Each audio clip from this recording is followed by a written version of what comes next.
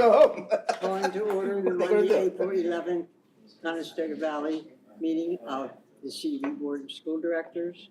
Would the secretary please report the attendance? Mr. Dillman, Mrs. Kapka, Mr. Benigno, Mrs. Trowbridge, Ms. Trowbridge, and Mrs. Groff Yeah. are all in attendance. Dr. Martin is attending via Zoom. Mr. Hurst, Mr. Gensel, and Mr. Talley are all absent. Also, and I will mention in attendance is the superintendent and his administrative cabinet. Will you please join me in the pledge? I pledge Allegiance to the flag of the United States of America and to the republic for which it stands, one nation, under God, indivisible, with liberty and justice for all. The board wants to welcome all of those who are here in attendance as well as those who join us online. This work session is one of 2 meetings per month in which we receive most of the informational presentations as well as discuss and deliberate future decisions. There are some action voting items required on timely issues or to meet time-restrained deadlines. At this point, I would accept a motion to approve the agenda. So moved. Second. A motion second, all in favor say aye. Aye. Are there any noes or abstentions? If not, we will move on to the superintendent's comments. Thank you, Madam President. As I mentioned before, we are in the thick of hiring season. Last week, we were able to complete the final round interviews for the open tech ed and social studies positions at the high school. And we are happy to introduce tonight our recommended tech ed teacher, Miss Emma Bokenkamp. Emma has been a student teacher with us this year, working with Matt Masano, who's heading over to the middle school next year. Emma earned her BSc in Technology and Engineering Education at Millersville, where she was the lone female of the 12 graduates in her program. We are extremely proud to welcome Emma Bokenkamp to our CV Tech Ed family. Emma, would you like to say anything tonight? Yes, I would. So as Dr. Z has said, I've been here since August. It has been great to be a part of CV so far. I have nothing but great things to say about it, and just to be here, I'm honored to have this opportunity. And I'm just excited to see where I can take tech ed, and it's gonna be an awesome next 25, 30 years here at CV. So I'm excited, yeah, and thank you so much for allowing me to be here. Well, we're always thrilled when we can get an excellent teacher and still be able to add some diversity to our faculty. Yeah. Thank you for coming. Board, in the coming board meetings, we'll have more faces to put to more names as we continue to bring forward more recommended teachers and administrators. But until then, that's all for tonight, Madam President. Are there any board comments? This is where I usually get crickets. I am considering, so you're prepared if I do this, of taking this off of this agenda, leaving it only on the general meeting, where we have time perhaps to bring information from board members about what's been going on in the district and perhaps even some reports back from your building visits. Since originally this was not on this agenda, and I'm considering putting it back to elsewhere. Next, this is the first time in our meeting where we allow public comments. Is there anyone from the public who would like to speak? If not, we'll move right on to our action discussion items with item A, report about the bid opening for Leola Elementary in the current middle school. I think that would be what, Mrs. Flesher, Mr. Main from the architects, and of course Mr. Dillman is here. He was at that construction meeting.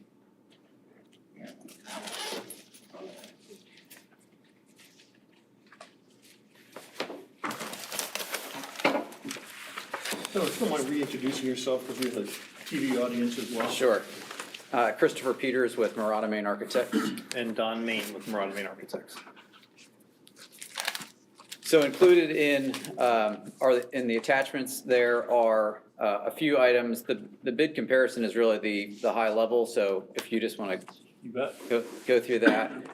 In this document, the bold print there that says low bidders, we have Smoketown on the top and Leola there in the second half of the sheet.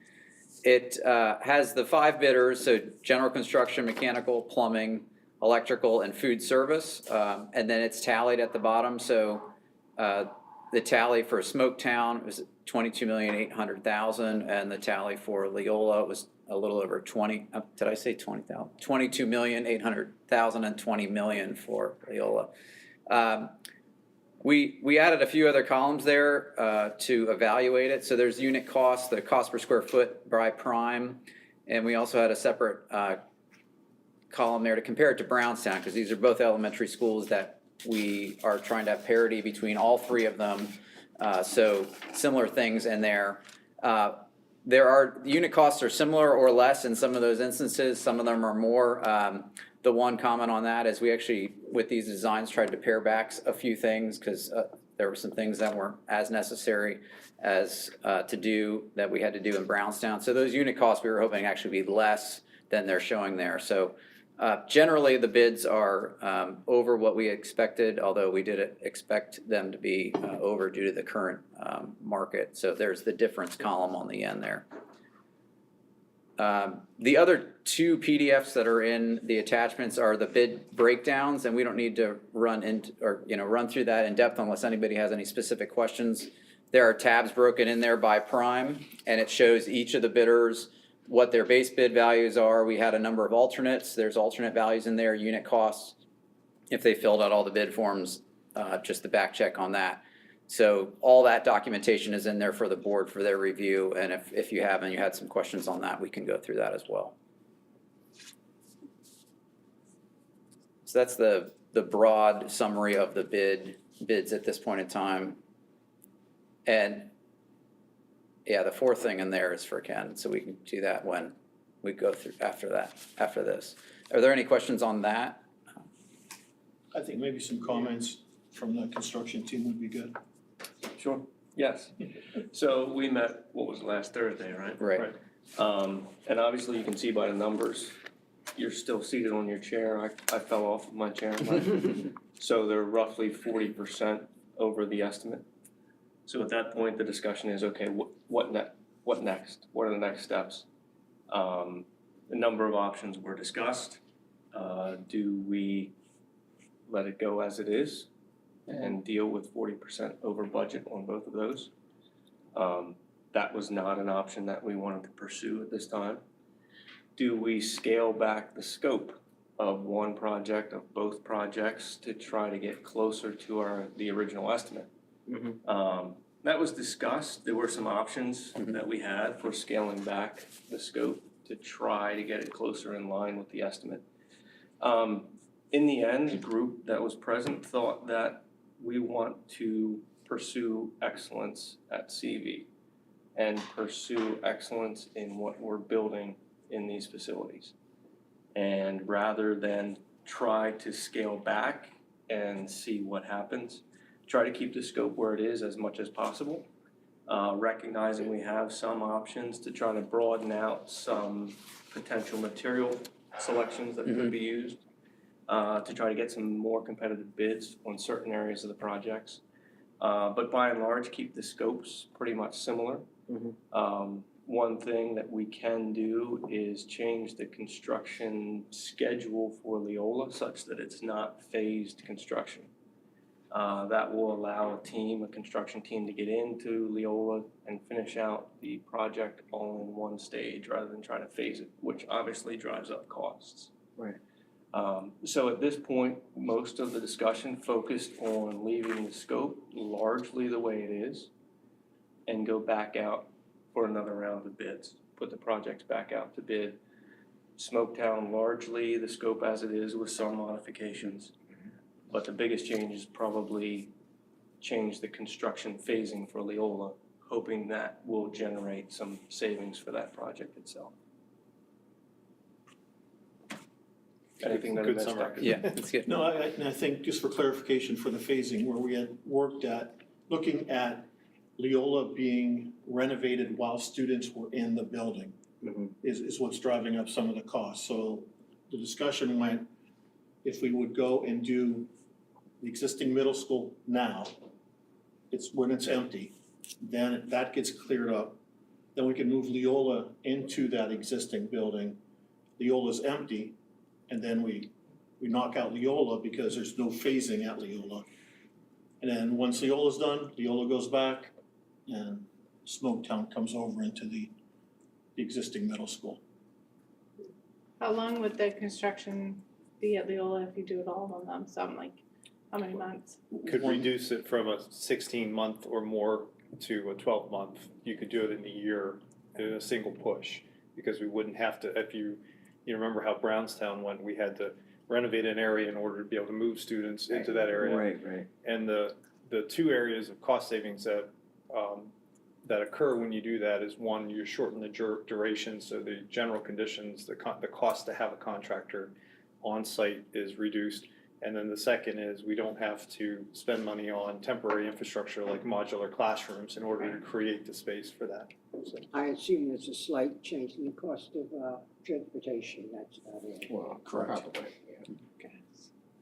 Any other questions? I would like to take a moment to thank Mr. Dillman for spending the time to go over this. I'm sure the discussion behind that decision went on for much longer. Yeah. And that is why I was so determined to put this construction committee back together, and we really appreciate your time. Could I get some reaction? Because we need to either accept or reject their recommendation. Well, Mark was there too, right, Brad? He was, yeah. And you guys are on the same page? We are. His summary probably would have been a little bit more verbose than mine. Correct, a little louder, a little longer, yeah, we got that. Yeah.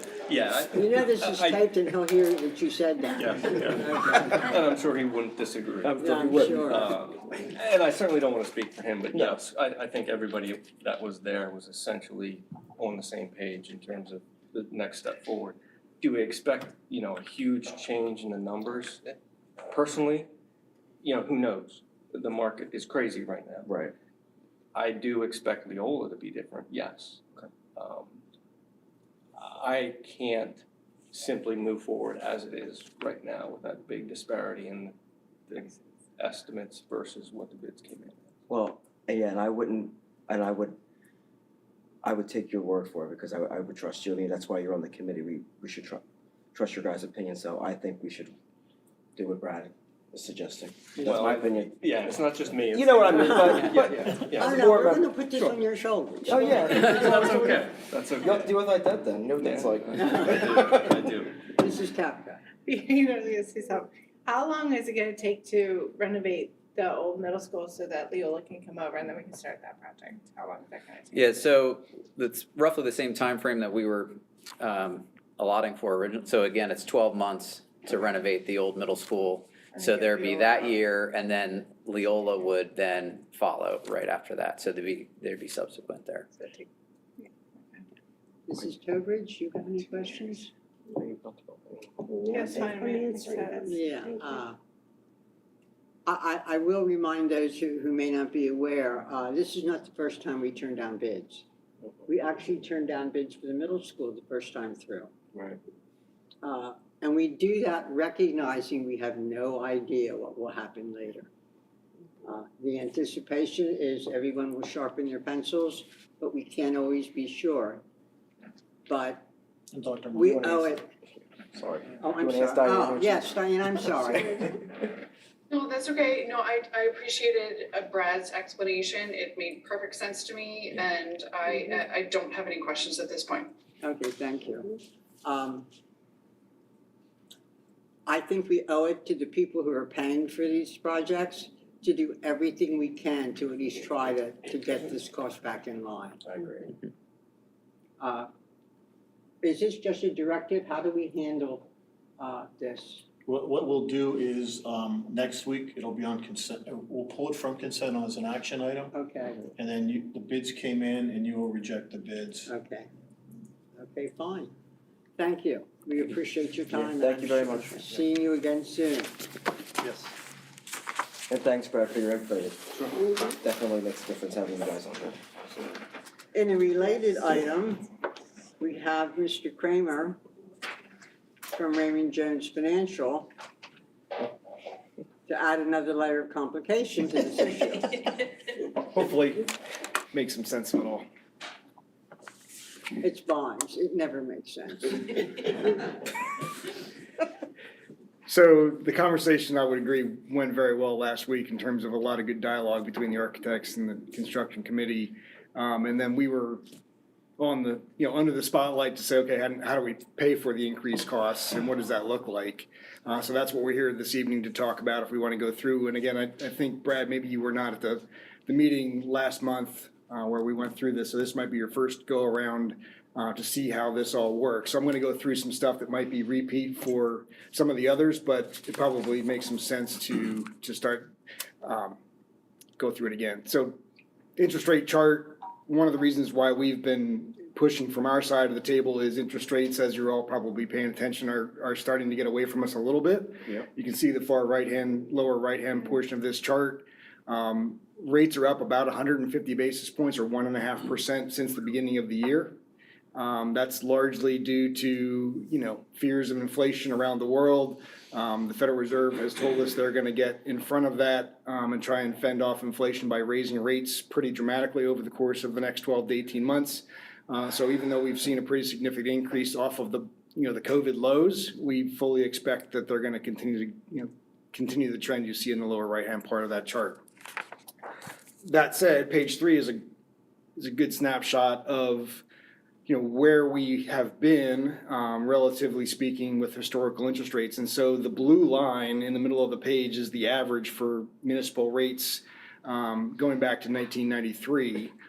The blue lines, the vertical blue lines are the low and the high that we've seen historically, and the red line is where we are today. And so you can see that the red line is still significantly below the average, even though it's off of the bottom pretty significantly. Historically speaking, rates are still pretty good to be borrowing. And keep in mind that these are the later stages of a project that's been going on for 5 or 6 years, and you have the lion's share, or will have the lion's share of these projects locked up at really, really good interest rates. So with that, this is where it's going to be a little bit of a refresh for the new board members. Page 4 is a summary of the district's debt service broken down into its component parts. You can see we have a series of 2008, 2018 was the first piece of this financing. 19 was the first $40 million larger chunk of money that we took out. 5 and 6 were some restructuring and refinancings. Column 7 is the 2021 issue that we did last year for another $40 million. And now we're column 8 was the swap termination. So the far right-hand column, column 9, is what we call the run rate for debt service before this next financing. Tops out at $6.1 million, but really the $5.8 million run rate all the way out through 2044 is what's in your budget for debt service currently. Next page, page 5. Again, for the new board members, just a little bit of a refresh. You do receive, and PlanCon as we know it has essentially gone away. There was a time where you would submit these projects to the Department of Education for approval with your architect's help, go through the PlanCon process, and you would get a meaningful amount of reimbursement depending on how wealthy your school district was or wasn't. And so you can see there are some projects that did get some reimbursement. There's a hope that maybe down the road that PlanCon comes back in a meaningful way and you get some reimbursement. I wouldn't hold your breath. But the bottom of the page shows you that you do get some reimbursement. So the far right-hand column just simply nets out the reimbursement that you do receive from the Department of Education. So next page, page 6, is really the meat of the presentation. And so column 2 foots to the prior page, the net debt service page. The shaded blue column, when I was here in March, we were showing you $24 million for the financing. Now we're showing you $44 million. And the reason we're showing you $44 million, even though what I heard last week and what I heard this evening is you're going to go back and retest those waters for the bid, hoping that the number comes in something less than $44 million. But also understanding, and you'll see in the next slide, that there's also other projects on the list. Things you want to do at the high school, cafeteria, auditorium, other things that are maybe in years 3 and 4 and 5 on the next phases. And so part of the conversation that we had last week was your bond attorneys are going to want to know how much you can reasonably expect to spend in the next 3 years. That's an IRS rule. And so the conversation was, okay, we know we have these projects in front of us. Let's get the money we need for those projects. As much as we know we can spend, and hopefully we get a little bit of reaction to the rebid and get these reduced a little bit. So what you see here, column 2 is where we stand today. Column 3 is the new 44 million that gets layered on top of it. Column 4, one of the reasons we're able to phase in mills over a period of time, and again, for the refresh on how we've kind of walked through this project over the last 5 or 6 years, is understanding you've now gotten some significant dollars in terms of ESSER funds that you're going to be applying to these projects, almost $8 million. You have money in capital reserve. You're likely to have money from sale of assets that are going to come into the pot at some point.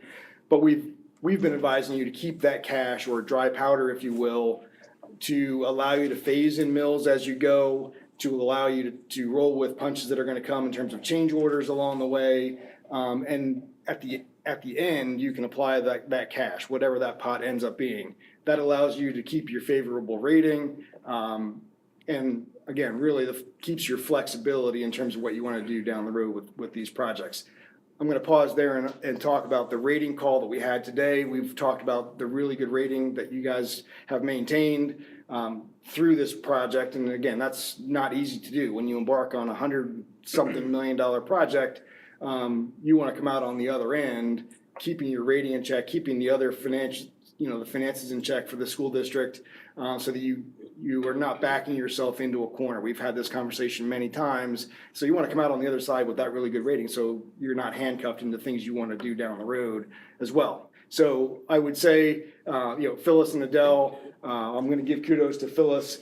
She really used one of the tools that you have given her, and that's the Forecast 5. Is that what it's called? Forecast 5, which is a budgeting tool that some other districts have used, but people are now using that tool to help them make the rating agency presentations.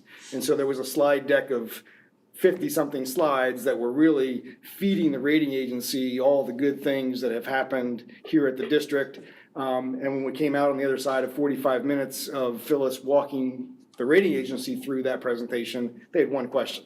So that's pretty cool. And we don't expect any surprises from the rating agency. We're expecting to maintain the AA rating, which is going to help you keep your low interest rates as we enter the market in a couple of weeks. So where I went off track there a little bit is column 4. We've thrown in about $3.5 million of district cash or interest earnings.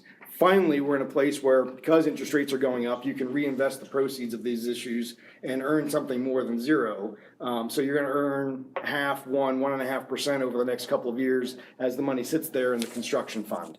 So we're going to use some of those proceeds to help phase in mills. So far right-hand column, column 9, is the most important column. If I were a board member, what's this going to cost in terms of additional mills that we need to build into our budget to pay for it? And so this, because we're now increasing from 24 to 44 million, the bogey on the far right-hand column was 0.50 mils, and it's now 0.63 mils. That's a function of two things. It's a function of interest rates going up, and it's a function of the project size going up as well. But it's phased in over the next 5 budgets. And because it's phased in over 5 budgets, understanding that when Phyllis prepares her budget, there's a lot of other stresses on that budget. And so there's some years where, yeah, it'll play out that you put 0.12 mils in to pay for this project. There may be years where you can't put 0.12 mils in and you need to use cash to fund the difference. If you have a tough budget year because healthcare went up or whatever the case may be, this is hopefully the way it plays out for this particular last piece of the project financing. Explain this to me. Yep. You're talking about investing this money to help grow some assets. How is that different from the arbitrage that we were not allowed to do anymore? Yep, so you're allowed, so part of that 3-year test is, the attorneys will want to know that you have a reasonable expectation to spend the money. So the first test is, if you can't answer that question, that you're gonna reasonably spend the money, they're gonna say, no, you can't borrow the money. But once you've said we have a reasonable project and we're gonna spend the money, you're allowed to borrow the money, put it in the bank, and earn up to the amount of your borrowing rate. So if you're borrowing at 3%, you can earn up to 3%. We still can't earn up to 3. We can earn 1.5 or 2. So we don't have a positive arbitrage situation. And even if you would have a scenario where the project got delayed and you were earning more than your bond yield, you simply have to give that amount back to the IRS at the end of the project. They don't, so there I was didn't know they were one of our partners. That's amazing. yeah, so, I mean, really good local story, even before my time, and I've been doing this 30 years. Mayor Stephen Reed in Harrisburg, back in the early 80s, basically said, I'm gonna build a hydroelectric plant on the Susquehanna River. He borrowed $350 million to do it, and never had an intention, well, as far as we know, there's no hydroelectric plant on the Susquehanna. So he borrowed the money, never spent it, earned a bunch of arbitrage. All the improvements that you see on City Island in Harrisburg are a result of arbitrage. But back then you were allowed to do that. Back then you were allowed to do it. So finally the IRS wised up and said, we're not letting you do that anymore. It's So- a shame because there were times when we were not being underhanded, Right, but it was a big advantage to be able to earn some interest on. very astute observation, yes. They just don't want you to be borrowing the money willy-nilly when you really don't have a project. They really ought to come back and say, if you have a project, that's fine, spend it, earn it, and they should have some more flexibility, I would agree. What happens if the best of intentions go awry? Yep. You borrow, you honestly declared your intention to use it, and for whatever reason you end up not, then what? The IRS takes whatever. Any excess or any positive arbitrage that you would earn at the end of 5 years, you'll need, Phyllis will work with the folks that manage your money, and they will do the arbitrage rebate calculation, and if there's any money due to anybody, they would, Is there anyone else to get your fingers in that pot besides the IRS? no, Okay. no. So, even if you're, a very good question on, forget about arbitrage rebate and earning more than you're allowed to. There's nothing, even though you're saying up front, we reasonably expect to spend the money in 3 years, we have projects delayed all the time. You Yeah. put a shovel on the ground and you run into rock, or, now we got supply chain issues. For whatever reason, if that project gets delayed, that's okay. Then you're just gonna have to more proactively manage the investment of those proceeds. So it's. Okay, so you can appeal that to have it extended, so. Yeah, Okay. yeah. You have to spend it all in 3 years or begin spending it in 3 years? Yeah, the expectation up front is you reasonably have to expend it within 3 years. There's tests along the way if you were earning positive arbitrage, but there's many projects that go past 3 years for whatever reason. And again, then you run into we just need to do the rebate calculation to show the IRS, here's what we borrowed at, 3.5%, here's what we earned, we don't owe you anything, and that happens at the end of 5 years. Scott, you built this schedule based on the discussion we had on Thursday where we were saying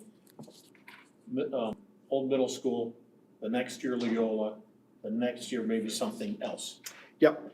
So Whatever we decide that's gonna be. Yeah, so what you see here is 44 million, and if you gain any savings by the rebid, so you don't have to decide tonight, next week, when we actually bring the parameters resolution to you, you would say, yeah, 44 million is the right number, Scott, because we don't know if we're gonna gain any savings by the rebid. We might save $1 million, $2 million, $3 million. In that case, you've borrowed more than you need, but you also have other projects down the road that you could use it for.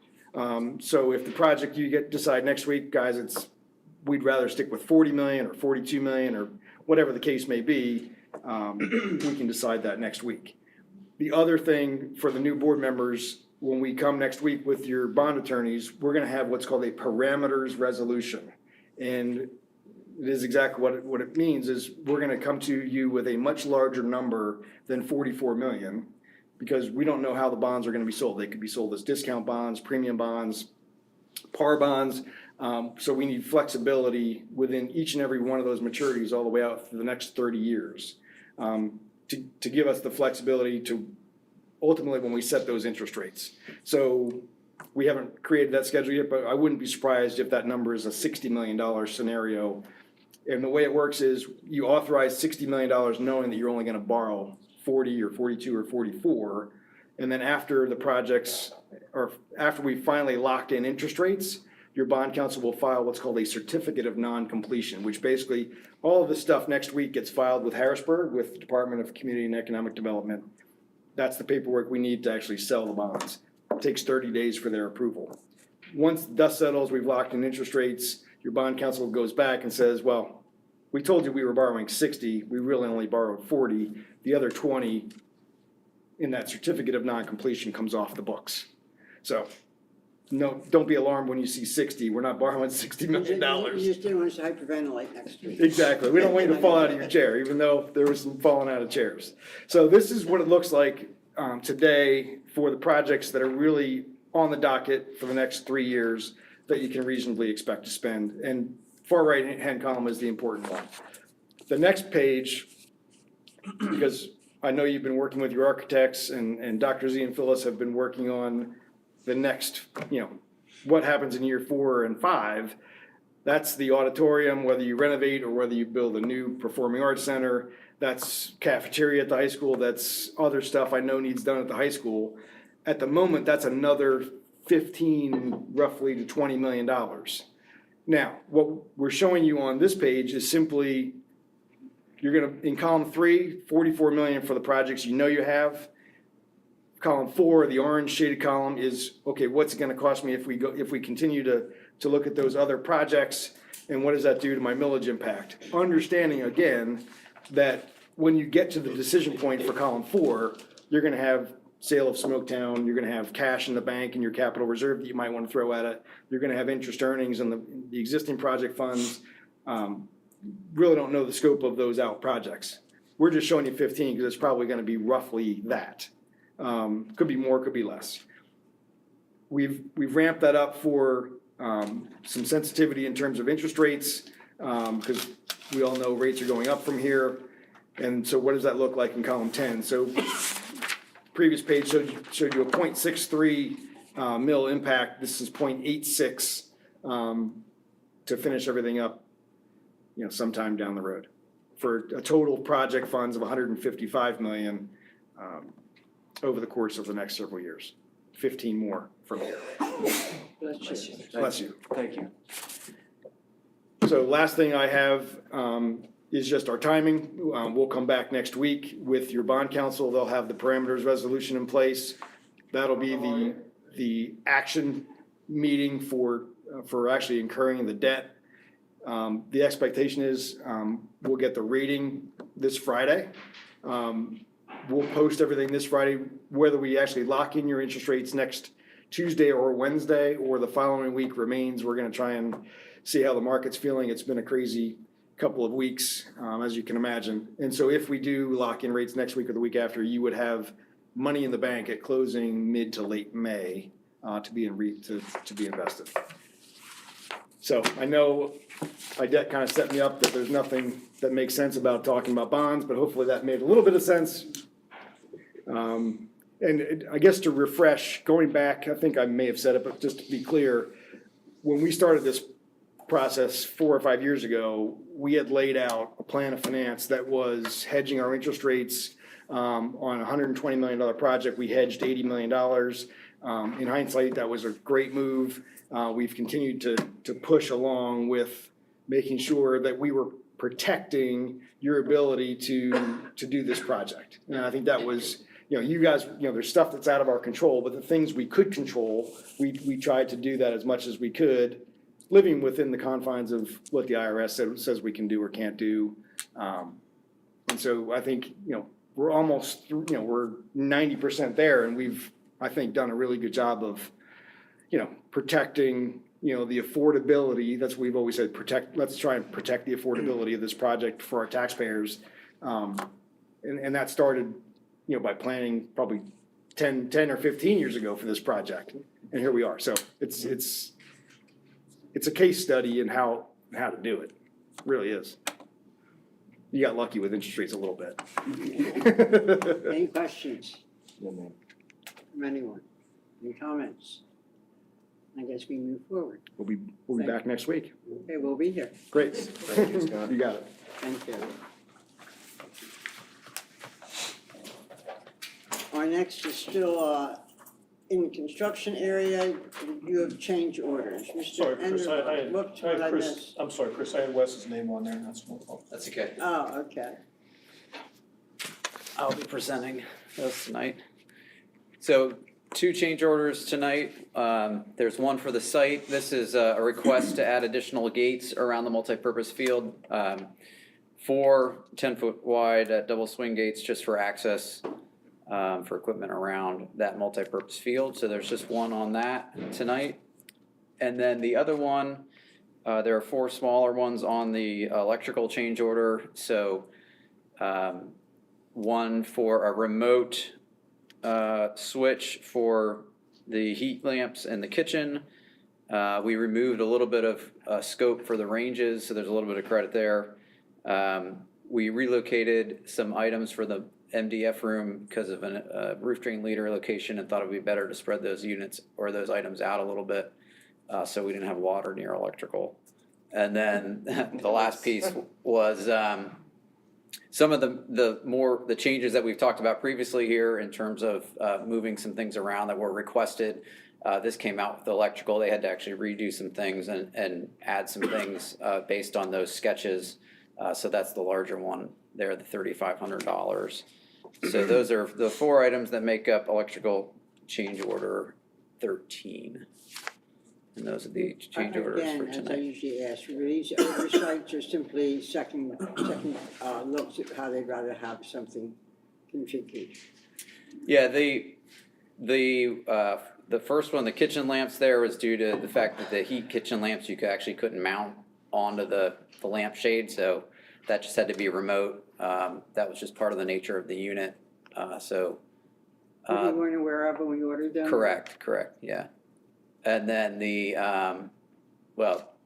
removed scope for the ranges, so that was a modification, and reconfiguration of the MDF room was a better decision when we all collectively got together to spread those items apart.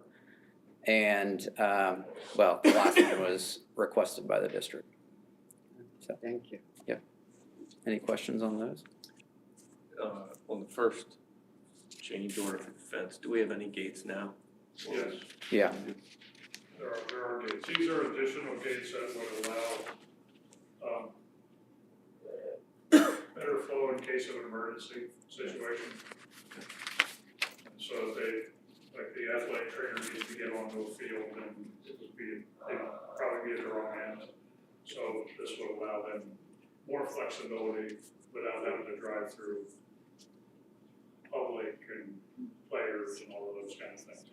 there's a few 4-foot wide gates. I believe there's 2 10-foot wide gates now, so this gives flexibility around the full perimeter. Any other questions?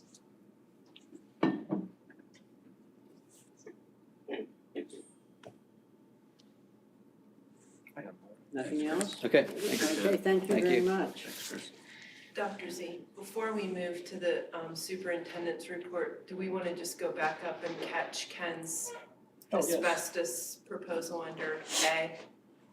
I'm so sorry about that, Ken. It's okay.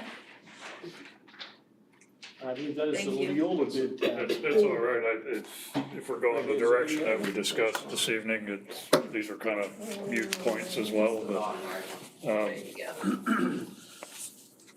So one part of the Leola project with the renovations will be, there's some asbestos abatement that will need to be done. It's not floor tile, it's hidden above the existing ceiling that's there. There's another ceiling above, and they have these wonderful little ceiling tiles glued to the plaster. The plaster's fine, the tiles are fine, the glue is not. So the glue dots need to be removed. So when we do renovate Leola, we will have to come in and do an abatement of those glue dots. So they seal off everything, they put negative air pressure in, do all that. So they do it in a safe manner, it's disposed of appropriately. So we use a company in Element Environmental Solutions. They do all our hair inspections every year, 6-month inspections, yearly inspections. And they've also prepared the documents for the bidding. So we did receive 4 bids, 3 which were Well, two which were pretty close, then the next two went way off the charts. So, the 81.8, if we do proceed, that we would recommend going with Plymouth Environmental. And I've had experience working with actually all the companies that did bid in the past, so, they're all reputable companies for this field. If we go back out to rebid. We'll have to rebid this as well. Okay. Yeah, because obviously time frame will change, that Correct. changes when we'll be doing the work. So, yep, that'll be an The impact good on news that is as well. if we go to that single scope where it's a student-free zone, Mhm. you might be able to say, that It might come down. makes this a little easier as well, Right, okay. correct. Questions?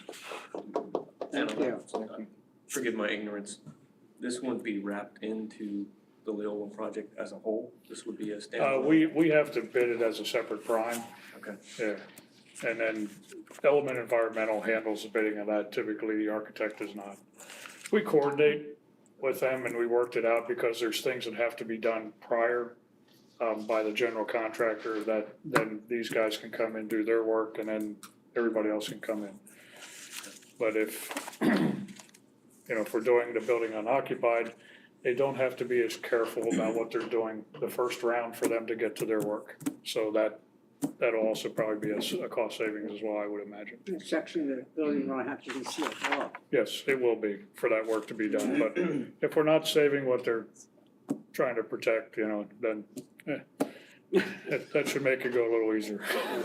All right, any other questions? Is that the only thing you foresee from, because I know Leola has a lot of history and a lot of age, It does. a lot of different parts of the building that are very the- old. Actually, all of the other asbestos that was in that building had been abated many times over the years. Majority of it was floor tile. Okay. So, but before the last project was done in 97, that was completed then. So I'm not sure if anybody even knew this was up there. So, Yeah, it it's just, been hiding. out of sight, out of mind. Well, between mastic under the floor tiles and things up in ceilings, Mhm.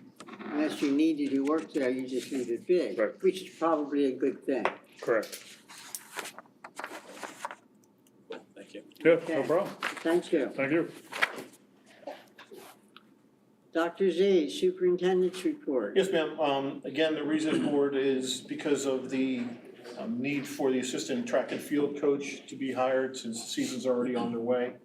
And since that opened the door, we are gonna have many personnel action items moving forward through September. So, you may be seeing superintendent reports at the first and second meetings. And I also wanted to inform the board, I ran this past Dr. Z earlier. We once passed a resolution back at the beginning of COVID to allow him to approve certain emergency hires. I think that's the sort of thing we should codify. When we absolutely have to have someone in place for a good reason, I think the superintendent should be empowered to do that as long as the board's notified. I think to make that a more complex process doesn't make a lot of sense. This would be outside of administrative positions. So when you see that in the future, hopefully you'll understand why it came about. Policy review. That will be an action item, though. Then you're right. I have it marked. I need a motion to approve today's superintendent's report. Motion to approve today's superintendent report. I second it. Could we have a roll call vote, please? Mr. Benigno? Aye. Mrs. Kapka? Aye. Mr. Dillman? Aye. Mr. Gensel? Aye. Ms. Trowbridge? Aye. Mrs. Groff? Aye. Dr. Martin? Steve gave you the eye. Yeah. Thank you. Now, policy review. All right. Dr. Z and Mrs. Meyer. I'm starting out with school visitors, policy 907. And for being as old as it is for the policy, it's actually a stable policy. The one thing they talk about is a monitored entrance so that The only way in is through the main office or camera so that you can see coming in.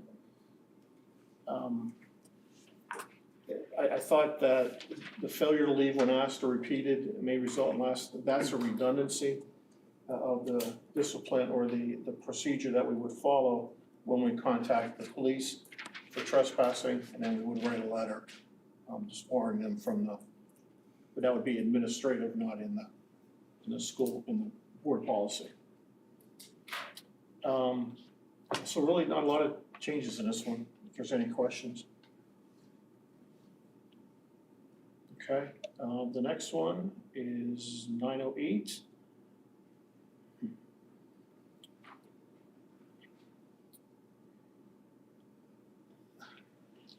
This one is interesting because the parenting responsibilities, that we're telling parents what their responsibilities are. So I treaded lightly on this, and I looked around at different policies in the surrounding area and PSBA. And the way that it has been put together by PSBA and that other districts have followed, the language that I've crossed out on the bottom has been placed in the green, but in a more coherent, user-friendly way. I'm not telling you how to raise your child, we're just saying that these are the expectations, that if you want to be active in your child's education, they're listed there. You think we should rename that policy? I would love to call it Expectations, cooperative efforts, something? parenting cooperation would be good, or I think that might be a good idea. It should reflect what's in there. we'll definitely do that. Parent involvement, I guess. Yeah. Something. Okay, we'll definitely. Anything other than what he Yeah, said. I just, I looked at that one. Yeah, that's uncomfortable. It is, thank you that's the best way to describe that one. The other one is municipal government relations, 909. The use of facilities is found in board policy 707, so that's why it was taken out of this policy. Other than that, it just basically says play nice with your neighbor. And again, it's an old policy, 93, but there has not been any changes from PSBA, and we don't see a need to change anything as well. So all we're doing is approving the review. All we're doing is changing the use of facilities there, that one red spot. Yeah. Any Okay. questions, any concerns? If not, we'll see these next week. Hey, one more yet, Katie's Oh, got to that's do, right, you do have one she's more. got to do community. I'm sorry, I That's left you out. okay. So unlike the other ones, this was not in good shape. And it was misleading. We did look at it since 1993. I think it was in 16 or 17, but it still reflected largely of what was there in 1993, so still very outdated. So I went through and we kind of came to an agreement that probably deleting the current policy is best because I pretty much deleted everything when I went to edit it. What I did was none of our headings match what any other districts are doing. They don't make sense to what we currently do. There was a community liaison committee that doesn't exist. So I took some of what was there in the intent, but I put it into sections that made sense. And this is actually probably pretty good timing because of our comprehensive plan, which has a really big focus on community involvement. So a lot of the terminology that I put in there is reflected in the comprehensive plan as well. The one thing I did was some of the districts that I've looked at, they had in section delegation of responsibility, they had that the superintendent or designee should develop and implement a program of community engagement, and I felt like that was a little bit limiting. I think I went with the word structure because we do have a structure in place for community involvement. It's not one program in our district. There's a lot of different programs that promote community partnerships. So that was one thing, minor change in wording from different districts. I do think we came across that same phraseology in another policy that talks about having a communication plan. So we may have to try to align these two policies. Yes, and we do have a plan, but we don't call it a community program. I have my own communications plan. We don't have a community relations program. We have a lot of different things in place that allow for. That fall within that communications plan. Yeah. Yeah. And then everything else, a lot of the things that we used to have in there was very procedural and more sort of procedural manner, not really meant for guidelines. They were a little bit too specific for what we normally do in our policies for the board. Those going underneath the administrative regs. And again, I think our comprehensive plan has a few more of those nuts and bolts in terms of the involvement that don't need to be in a board policy. So is the first one the rewrite and then the second one Correct, is yep. what Dr. was Z being noted there, deleted? that's the one that we're deleting there, Okay, as in parentheses, yeah.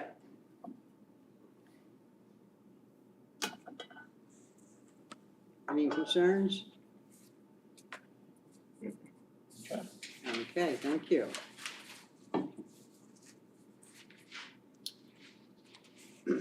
Our next is our budget update. Mrs. Schaefer and Mrs. Hunsinger.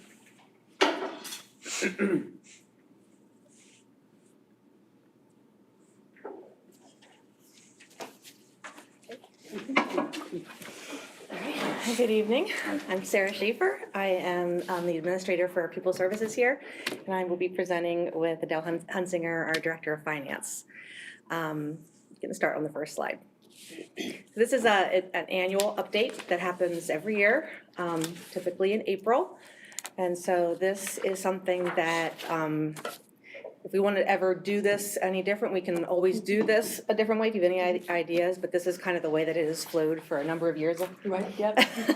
So the first slide that we would like to show you is a slide, it's called Penn Data. And there is a website at the bottom, and that's something that I would encourage you to, if you ever wanted to look at some really interesting data, if you like data, to check that out. It does provide every single special education information across the state for the last 10 years.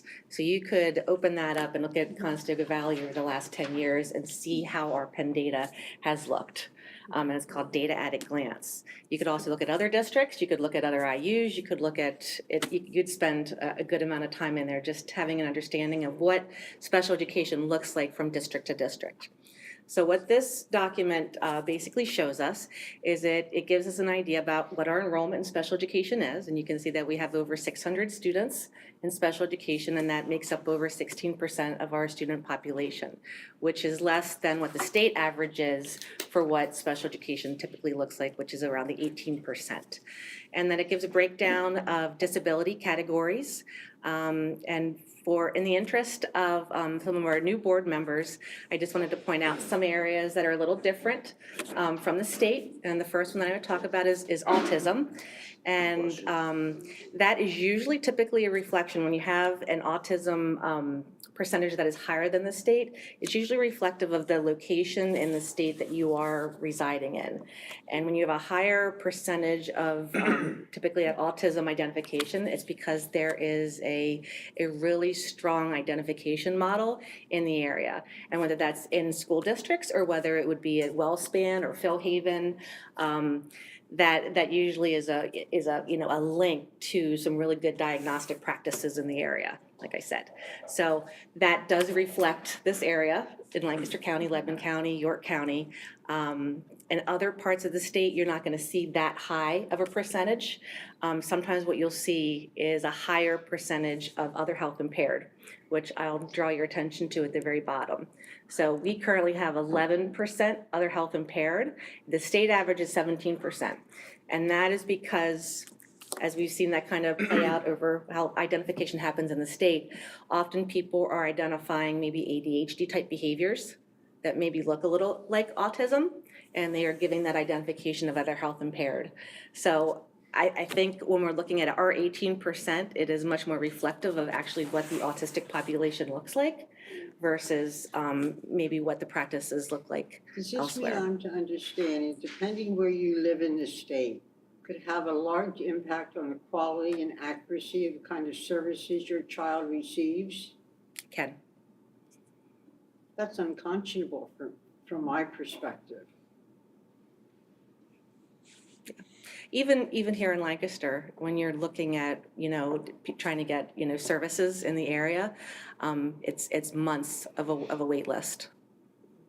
And if that's for family residents. has to move, they may find the quality of the services their child gets goes up or down. Yes.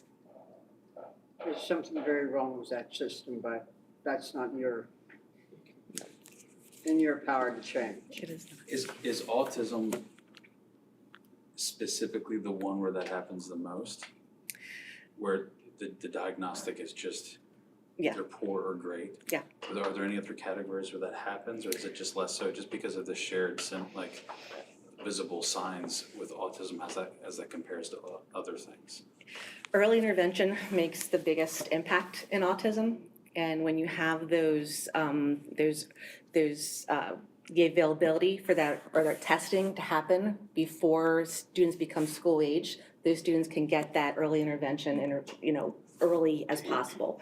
We're talking about 2-3 years old, and like I said, in parts of the state, that's not necessarily easily accessible, or and if it is accessible, the wait list is beyond.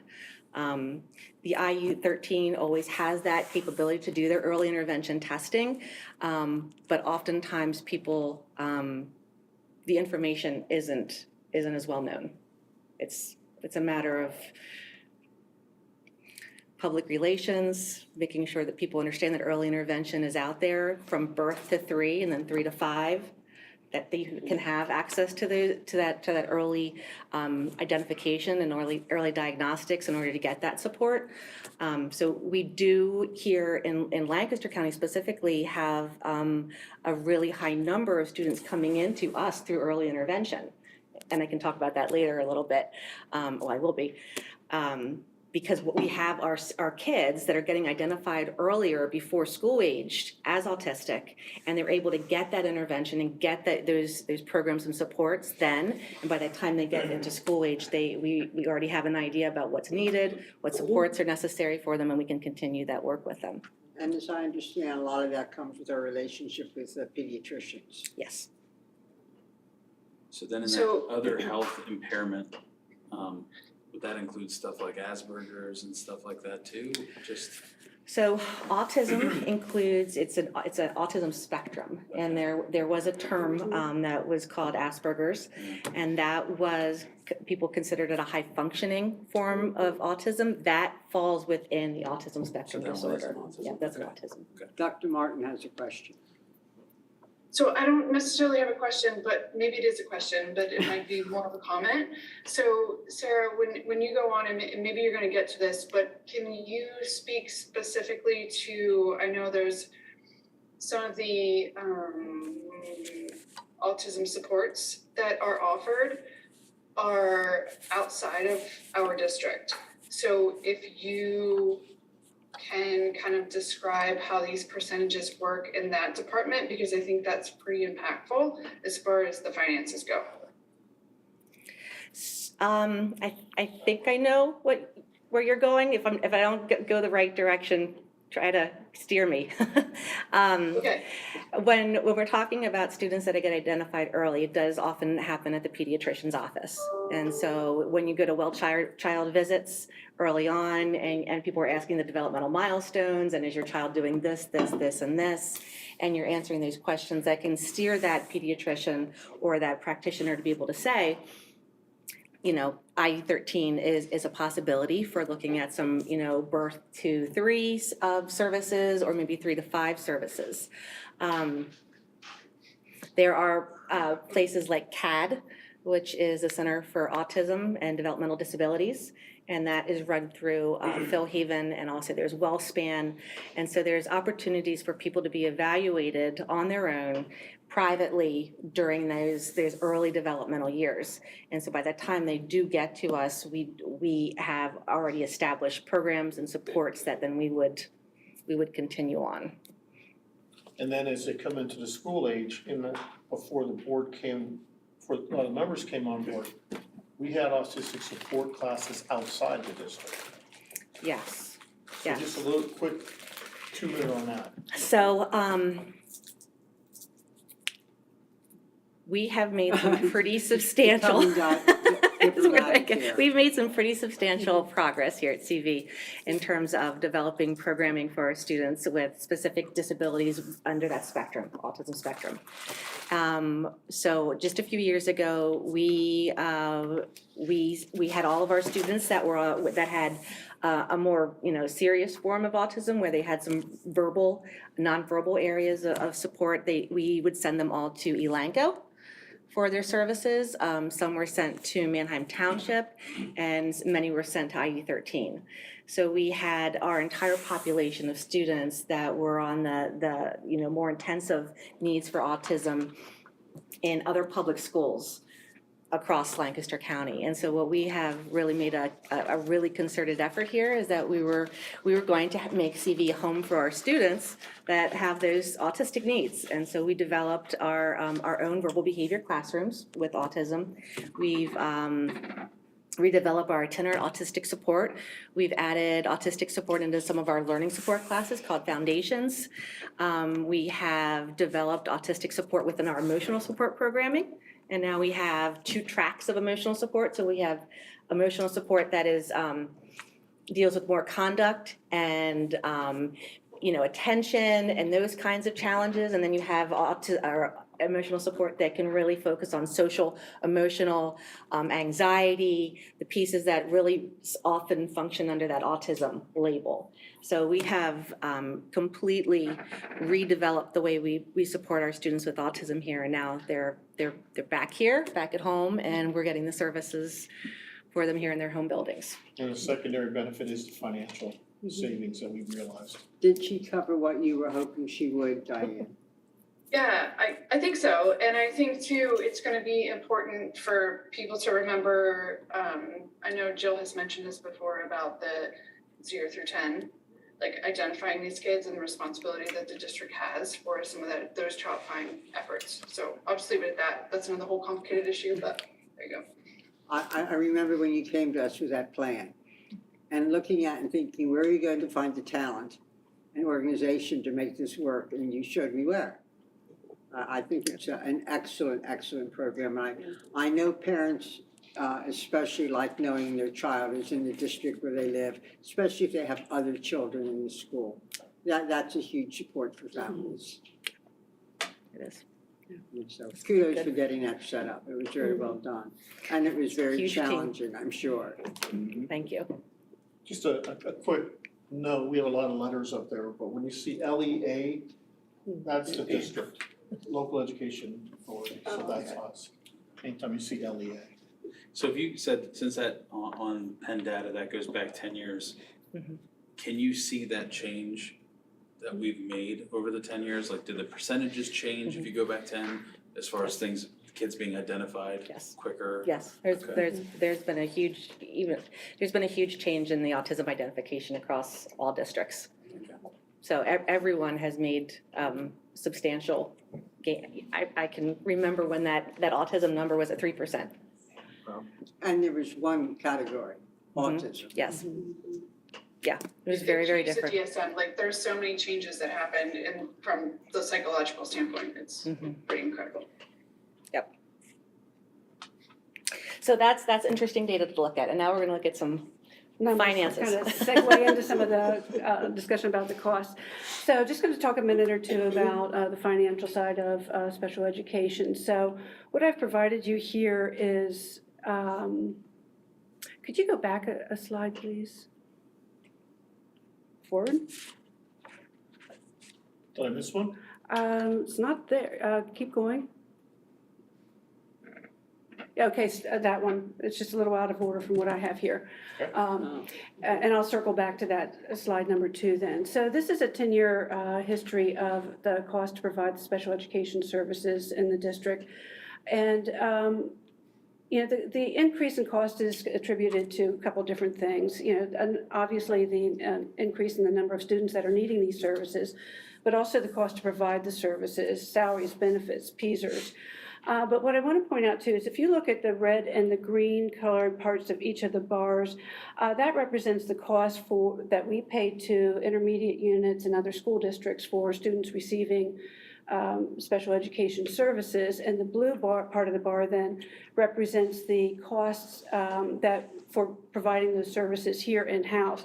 And to what Sarah was just saying, you can see with all the cost savings initiatives and program initiatives that have been made over the years, we've really been expanding, obviously, the services that are being provided in-house. Next one, please. We'll get to that one. I don't know how it got out of order, but so this is a slide that's provided by Forecast 5, and it does a nice job of being able to compare costs and other data amongst the districts. And in this case, I'm just comparing our data against the school districts in Lancaster County. And Conestoga Valley is the fourth row from the top. And what this provides you with on the left-hand side of this chart is our total special education cost as a percentage of our operating costs. And Conestoga Valley is at 21.5% roughly. And I don't know if you can see it, but there's a thin gray vertical line going up and down there, and that's the average of all the school districts. So for the special ed costs as a percentage of operating costs, we're slightly under the average of Lancaster County districts. And if you shift over to the right side of that graph, what that does is to calculate the average special education cost per student that are receiving those services. And again, you have that gray vertical line that's showing you the average. This is good data to have, but I just caution a little bit with when we're looking at the average cost per student, because these numbers can be a little skewed. A district might have more students that are receiving services that require extensive cost. So that can really kind of skew the numbers a little bit. So when you look at this and you see that we're slightly above average, you have to drill down into a lot of the data to ever really make that assumption. So now if we can go back to slide number 2, sorry about that.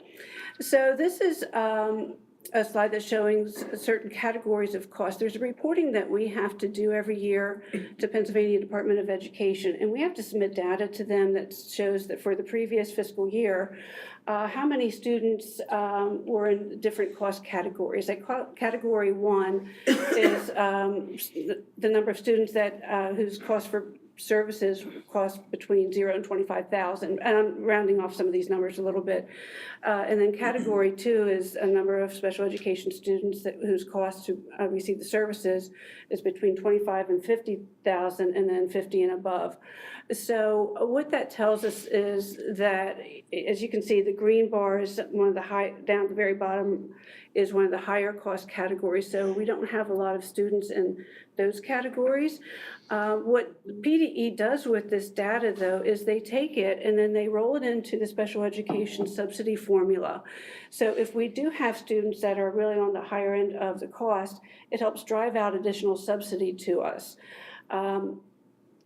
That all too depends on how much money is funded into that part of the formula. So if you want to go ahead.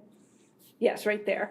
So I talked a little bit about the cost history for the 10 years, but in this slide, what I'm showing you too is a comparison of the historical costs against the special education subsidy that we receive. And you can see that the subsidy has not really increased at all, very little, and certainly not in proportion to the increase in the special education costs. What's the disconnect there? And I know it's probably just, it's all the stuff that happens at that level, but I mean, we talk about all the strides being made with early identification and actually getting the kids the support they need, and that affects everybody, and yet they're not moving. Why? A lot depends on how much money is put into that additional piece of the subsidy. I'll give you like a real oversimplified 5-second. That sounds wonderful. Okay. So a long time ago, probably 15 plus years ago, the subsidy was driven by a formula, and then all of a sudden that stopped, and then we would get what we got last year, or 2% increase over the previous year, or 3%. And then a special education commission was developed similar to the basic education subsidy commission, to look at these formulas, because all the districts were saying, look, our costs keep going up, but we're not, we're having to rely on other sources or taxpayer money to be able to, support these additional costs. So what was it, Phyllis, 2017 or 14? anyway, just a couple years ago, a little more than 5 years ago, the formula was enacted so that we would get a base amount every year. We would go no lower than a set year that we received, and for our purposes, it's $1,562,000. And then anything that we receive in addition is and because of what is going through that formula. So again, if the state and the governor's budget is not subsidizing that amount that goes into that formula, we're just not getting the increase in the subsidy. Now, I know that there was a Special Education Commission, again, made some recommendations. I think they issued a report at the end of January. So they wanted to make recommendations to the changing of the formula and other structures, so we'll see what happens there.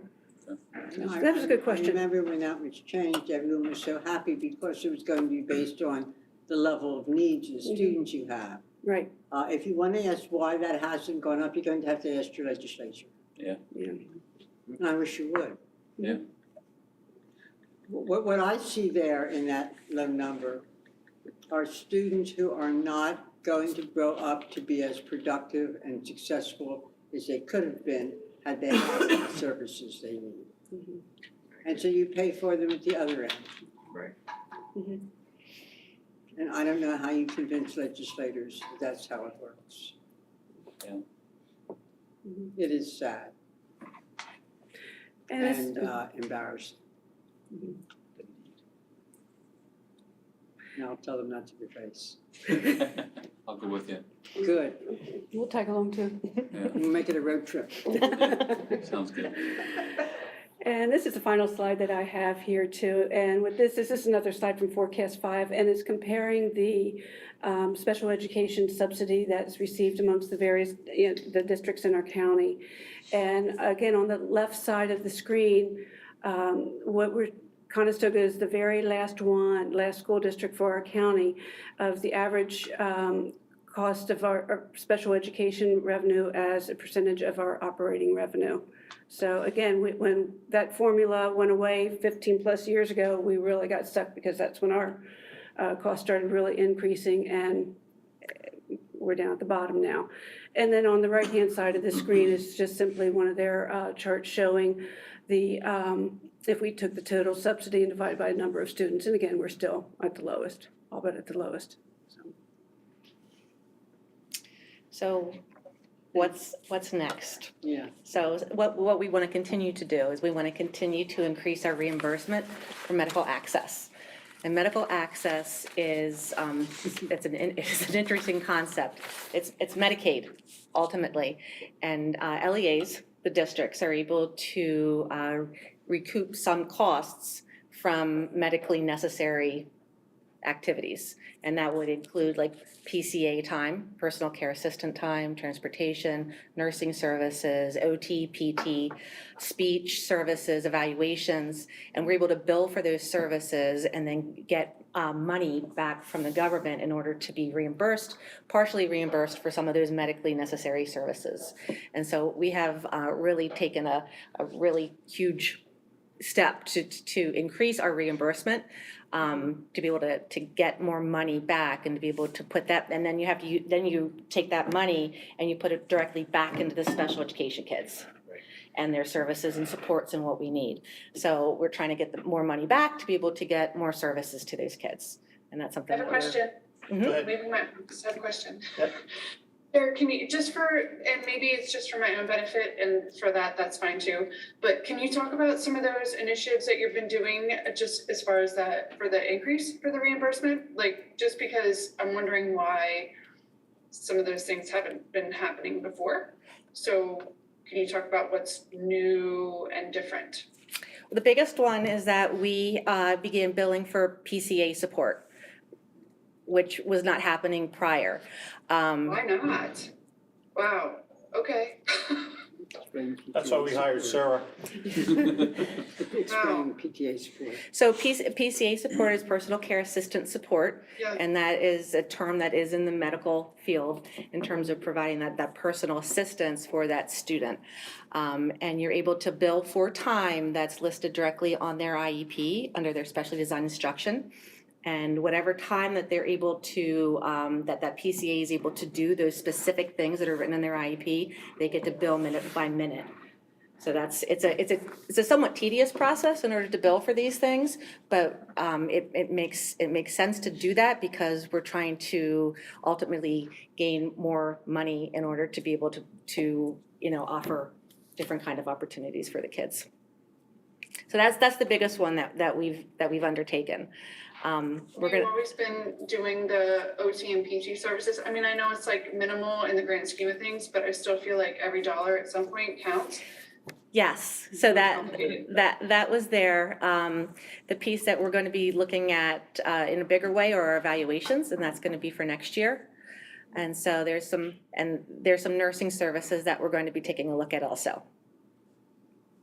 So Okay. we're gonna keep. We'll have a whole nother conversation about this. Okay. Yeah, we appreciate having somebody who understands the inside workings of this. Thank you. And we continue to work on our continuum of services, and that was something that, I mentioned and I talked with you guys a little bit about as you came on the board.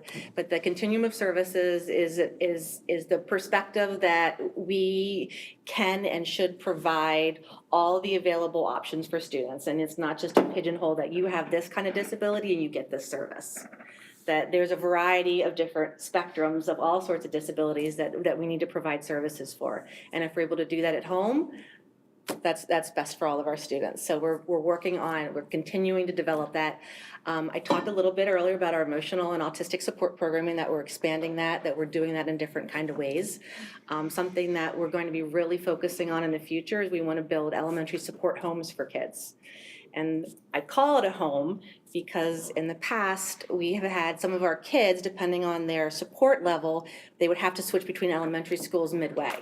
So then maybe they would start at Smoketown and they'd get to learn that building for 2-3 years, and then they have to go to another elementary school for the last 3 years because the program for that grade level went to the other elementary school. And personally, it's a personal thing. I just feel like all of our elementary kids get to stay in their home buildings from K-5, or it's been K-6. And why can't we do that for our students with disabilities, so they can have homes that they have, I was a Leola kid, I was a Fritz kid, and they can be there. And so what we're trying to do is we're trying to group our kids so they're able to stay there from when they are, needing that kind of support, and they can have that support all the way until the end of elementary. So that's what we're going to be working on for next year. And we're also continuing to increase our job training and our transition services for our secondary kids. We've had even more and more kids going out on the job and doing what, getting them into the workforce and getting them ready for, adult life and living. COVID, obviously we couldn't do a lot of that work with those students in the community for a while. So this year we've seen just a huge uptick in what we've been able to do for kids and getting them out into the community and into the workplace. So that's been exciting to see. Now, something that I had mentioned about early intervention goes right to this third bullet point here. And we're going to be adding 2 classes next year. One is another autism verbal behavior class, and another is an emotional support class. And they are directly tied to the students that are coming out of early intervention with needs and supports already listed in their early intervention IEPs that say that they will need emotional support or they will need a verbal behavior level of programming for autistic support. So with those students coming out of early intervention, we don't have enough room in our existing classes to be able to support them. So we will have to add 2 new classes to be able to incorporate those kids at CV. So that's how kind of early intervention sometimes works for us. In the past, what we would have done is we would have found placements for them in other districts.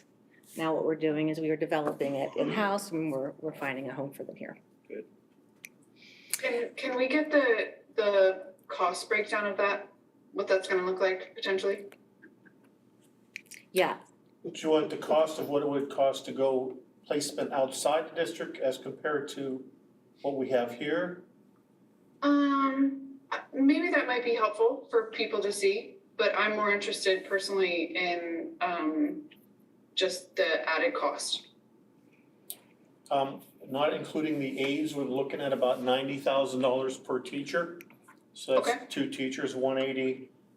And Phil, so I'm gonna ballpark maybe another 60 with the aides, or closer to 80, because I guess there's 4 aides. Yeah, I was gonna say there's 4 of them, so it's probably between 15 and 20 of these. Okay, so about another 80, Okay, so. and Sarah, I'm also thinking about like future-wise, I mean, you kind of know what's coming up the pike based on the data that you have and you can get from the IU.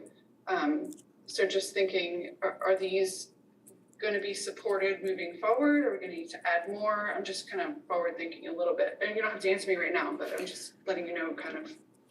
So I could answer you. I have an idea what it would look like. So what we're thinking is that we would have 3 autism verbal behavior classes in the elementary, the K to 5. And then we would be developing into the future, as our students move up to the middle school, we would develop a middle school autistic support program. And then as they move up to the high school into the future, we would develop another classroom for the students as they age up to the high school. So with this. That would be an So with quote unquote ongoing cost per se. yes, so. To keep that, because we do not have that now. Right, so at the end of this, when I talk about continuum, we don't have the continuum yet in the middle school and the high school because our students that we've have in our verbal behavior classes have not reached that level yet. So in a few years, when the students start to move up into the high school, then we'll have a full continuum K to 12 for our students. And that would be about 5 autism classes across the district to support our students. Okay, and I would hope that some of those kids coming up from even elementary school into middle school would kind of matriculate into maybe some other opportunities that we have that would not be so extensive and might better meet their needs as far as like life skills and that sort of thing. Yes. That's exactly right, because you're going from 3 classrooms at elementary down to 1 at each of the next 2 levels. Right, I just want to make sure everybody understands that. Yes. The verbal behavior classrooms that she's talking about are really an elementary level, and it's very, very specific in how you do the instruction and how that looks for those students. And what we want them to do as they age up is that we want to broaden their skills and make the language that they've learned very, very useful then. We wanted to generalize. And so that does not look like a verbal behavior classroom anymore. It looks like it's a different type of autism programming. And so that would look a little different for our students as they get into the middle school and the high school. And then the emotional support class, I've said this to some administrators in the district. I don't think we are a district that is that will in the future always have 4 emotional support classes in elementary school, K to 5. I think this, by moving to 4 emotional support classes right now in the elementary school, that's a lot, given our population of students with disabilities. What is different for us right now is I absolutely 100% believe that this is a COVID reaction. And a lot of our students that are in emotional support this year are kindergartners. And we've never had that many kindergartners be identified for emotional support this early. And it just goes along with some of the data that we're seeing in the community. I meet with a community organization run through LGH, Penn Medicine, and they tell us what they're seeing on their side about this, the people that are the parents and the students that are coming in there for mental health services. And what we're seeing for students in the school is mirroring what everyone's seeing in the community, which is an increase in mental health services, an increase in behavioral support services across all different areas. And so we're seeing that in our need for emotional support. I hope that doesn't continue for us. I hope that we all get back on track and that we add more supports as necessary. But what I do know is for next year, we definitely need a 4th emotional support class given the amount of students that will need it in kindergarten.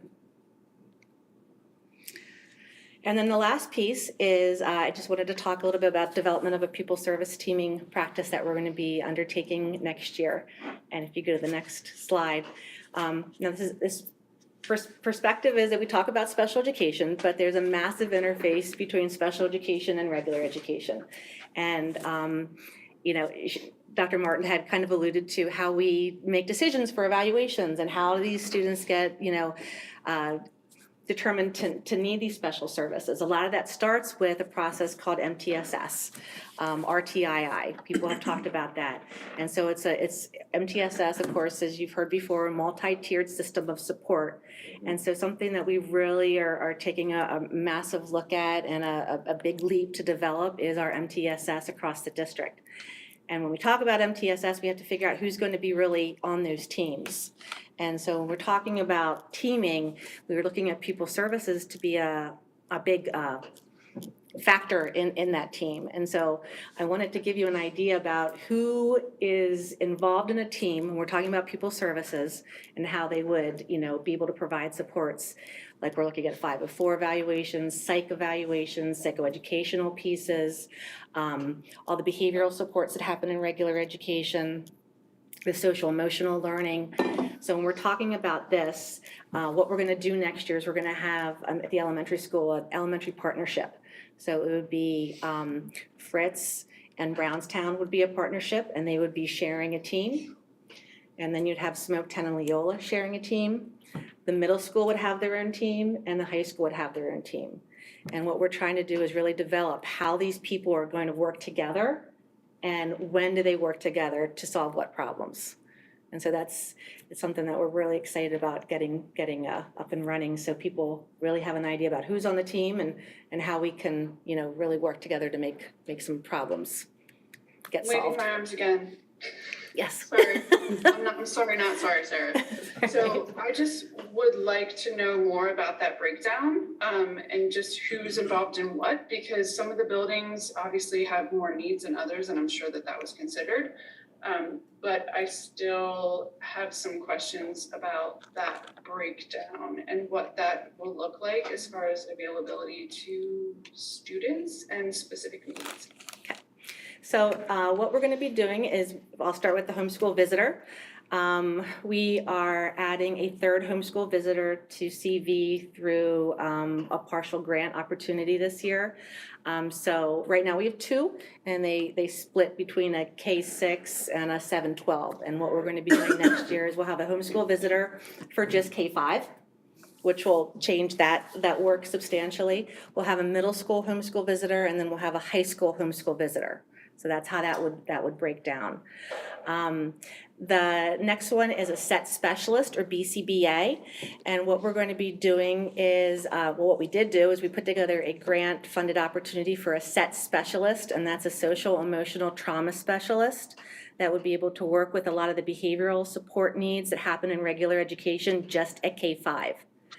And I think I alluded to that earlier about kindergarten, some of those COVID responses and some of those mental health pieces to be able to help regular education and making some real good decisions about how to support our students with behavioral challenges and social, emotional, and trauma challenges. The BCBA is specific to students that have IEPs. And so that portion is looking at behavioral support for students that have IEPs that need a board-certified behavior analyst. That's what BCBA stands for.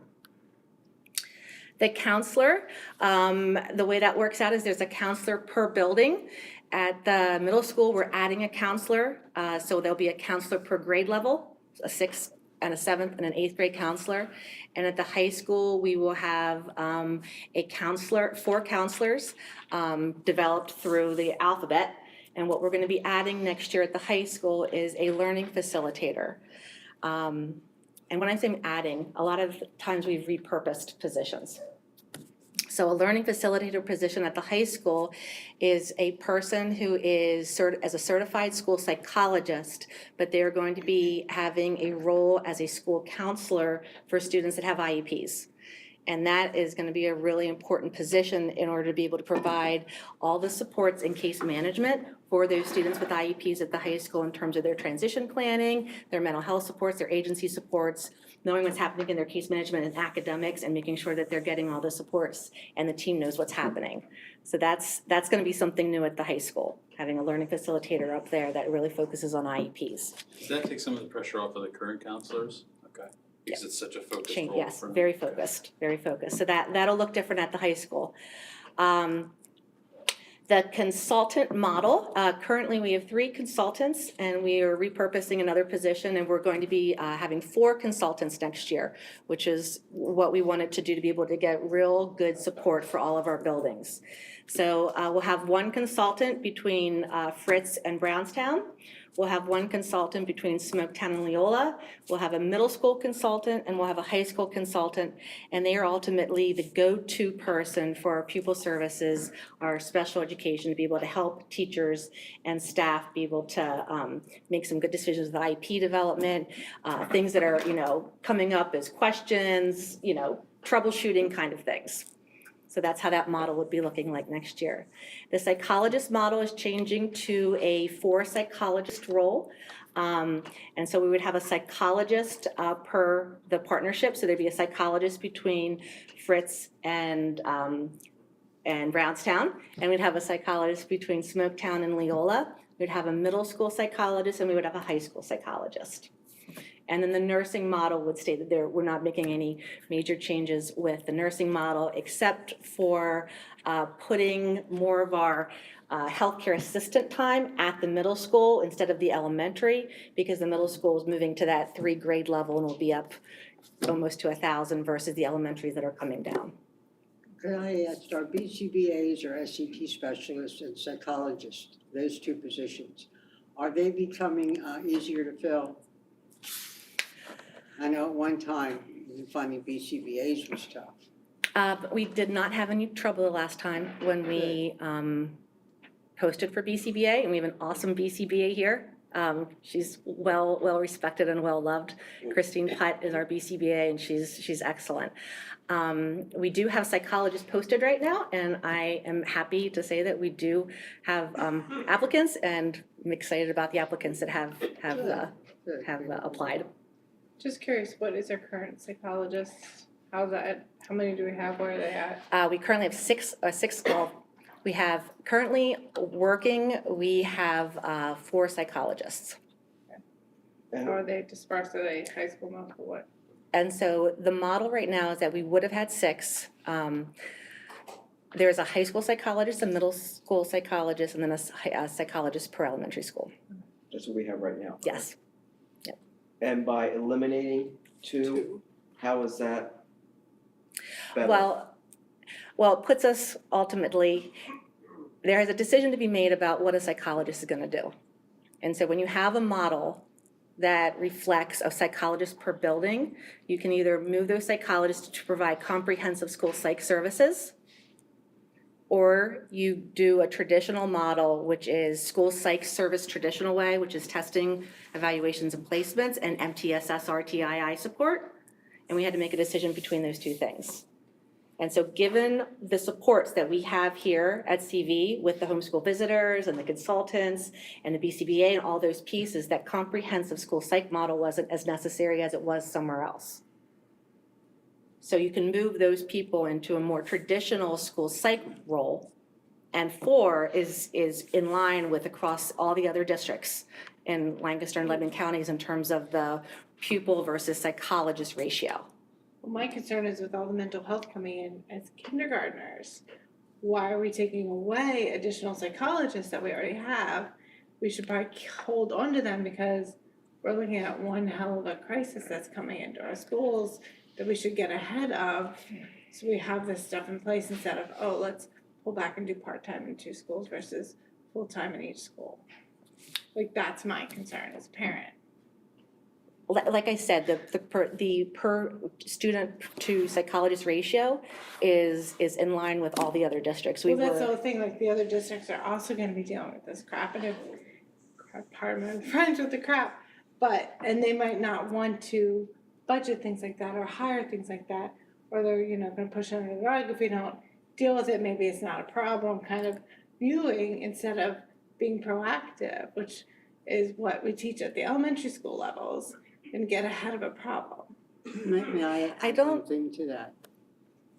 If you're changing the definition, the position description for a psychologist, but you have these socio-emotional trauma specialists, they would pick up that extra, wouldn't they? It's just a matter of who does that work with these youngsters who have had emotional problems for whatever reason. So it's not that the services aren't there, it's just who's providing them, be it the psychologist or the SET specialist. Okay. I'm not sure if I have that right. You have it exactly right. Oh, okay. You have it exactly right. Once you We said have that, I'm looking at this picture and thinking, well, among all those people, there's somebody that would pick that up. Yeah. Go ahead, And I'm Diane. not really familiar with SET specialists, but just the name. Diane has a question. Yes, Diane. No, I just have a comment. I think that it would be helpful, I think based on what Diana's point was, and also I get yours, is to better understand the roles of these individuals and when and how they are going to come into play in any given situation. I know that's a little bit detailed, but I do think it's important if we're changing the structure of what's happening for everyone to understand who's playing what part and when they're playing that part.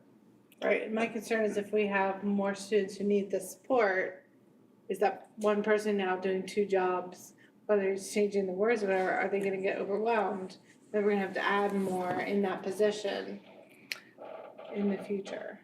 Cause it's not gonna just be this kindergarten generation, it's gonna be. Yeah, in terms of the testing, it's not gonna be overwhelming for them. Okay.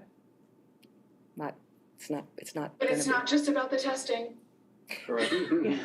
It's This not, is but rapport but with the students and they start talking. so I would love to share another document with you, which really it's a graph, basically. Also some Venn diagrams of exactly what you're talking about, Dr. Martin, about how you interface your homeschool visitors, your counselors, and your psychologists, and who does what and when. And then it also has a description of each of the areas that happen within pupil services in terms of the job duties and how you would team with individuals and when those specific people get teamed in. I think if we're going to get that detailed, we need a separate presentation. I agree with that. I was just gonna say separate. And I remember when you first set up to redo your department, we gave you probably an entire retreat. And if we have to, we can do that again. I agree with that. I think it's a big deal this year. That's why I think Okay. we would need a lot more. Otherwise, we're going to sit here all night and with every question anyone comes up with, we'll get deeper and deeper into it. Yeah. I'd rather give you the time to give us a comprehensive, cohesive report. Awesome. So we will have you back somewhere as soon as possible, okay? Are there any other questions? Thank you. I have two things I wanted to add. One's gonna make Mr. Gensel unhappy, and the other's gonna be a high note. This has to do with the Access Program. Okay. A few years ago, the Access Program owed everybody money. Turned out it was mismanagement. A lot of districts ended up settling for much less than what they were owed in medical reimbursements, am I right? Than what they were owed just to get some money, Right. which was very unfair to them. We expected then a new management company to take over Access, and guess who was put in that job? That same company. And the second one, but they were still involved. So whoever's in charge of that sort of thing is who you can be angry with for a lot of this financial bit. Stuff. The second issue is, when Dr. Z came, one of the biggest changes he made in our organization was adding Ms. Schaefer's department. And she has certainly taken that bull by the horns. And we are giving so much better, more focused, more professional attention to all levels of special needs, from the minimal to the maximum. And I couldn't be prouder of us for having made those changes. Yeah, I'll be excited to dig into that. I appreciate you, particularly for the MTSS, to be able to see that kind of I guess it's kind of like a bubble chart almost. That kind of, it's all based on one thing, but you see the different roles. And yeah, I think having a time to dig into that, because I really want to understand, particularly like you said, the purpose of them, and they'll be able to solve problems. I want to know examples of that, just so I can wrap my head around what are they going to be experiencing and how is that really going to benefit, so. This makes me so happy because That I means love fair to enough. explain Yeah. everything that most people, We will not give you an Yes. entire retreat, I'm telling you that right now. it's exciting to explain what everyone does and really what school psychs do. I'm a school psych. So, to be able to say what a school psychologist does and what their expertise could be in, different ways to use them is awesome. This So, is a big part of what Dr. Z calls every student, every day. Yep. And these are as much our students, and the potential in these students, if they're attended to properly, is astronomical from my perspective. absolutely. Thank you. Any other Thank questions or you. comments? Thank you, both of you, for your time. Phyllis. Mrs. Heverly Flesher, tax assessment appeal. Yeah, so two quick items from me. The first is a motion for you to authorize Mr. Frank Hauser to execute what the county assessment folks call a stipulation. This particular appeal for this property was actually appealed the summer of 2020. And when the Board of Assessment Appeals did not give the taxpayer the appeal that they requested, they then took that appeal to court. And so there's been some behind the scenes talks about a settlement. The original value was $6,165,000, so it is going to come down. But the common level ratio, and I can sort of explain that in more detail at some other point, because it's a little bit complicated, but basically it's intended to adjust the assessed values each year, so that if you looked at an assessed value in one county and tried to compare it, if you looked at a property in one county and tried to compare it to another county across the state, it's sort of equalizing those values, so you're comparing apples and apples. And so the number will only be 100% in a reassessment year. So we're not in a reassessment year. So the number that the County Board of Assessment Appeal could potentially reduce the 6 million by in that particular year was 20%. The settlement that's on the table is actually only to decrease it 5%. So we feel like that's a win. On the size of the property, it's about $4,300 in tax revenue. Certainly it's not just $4,300 once. Once we lose it, it's in kind of, I used to say in perpetuity because I came from Lebanon County where they only did tax reassessment every 40 years. We're a little bit better about that in Lancaster County, but still it would be at that decreased value until we would go into reassessment again, and then we would have the opportunity to kind of reset things to pick it up. We could certainly, the other option would be to fight it, but to just even to get an appraisal, we're going to spend more than the $4,300 on the first year.